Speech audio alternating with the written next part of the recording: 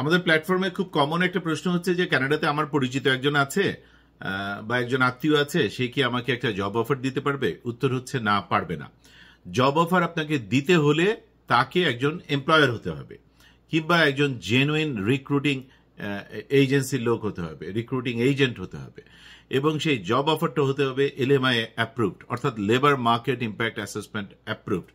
অর্থাৎ যে প্রভিন্স থেকে আপনাকে অফারটা দেওয়া হবে সেই প্রভিন্সে এটা প্রমাণিত হতে হবে যে সুইটেবল কাউকে না পেয়ে, লোকালি কোনো কেনেডিয়ান PR বা সিটিজেন সুইটেবল ওই পদের জন্য কাউকে না পেয়ে বাধ্য হয়ে সে একজন ফরেন ক্যান্ডিডেটকে নিয়ে আসছে, সেইটার জাস্টিফিকেশন হচ্ছে LMI রিপোর্টটা।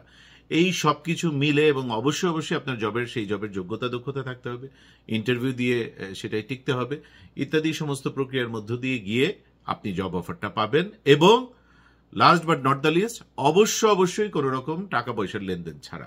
কানাডাতে কাউকে টাকা পয়সা দিয়ে জবের অফার পাওয়ার স্বপ্ন দেখছেন মানে আপনি নিশ্চিতভাবে প্রতারিত হওয়ার পথে পা দিয়ে আছেন।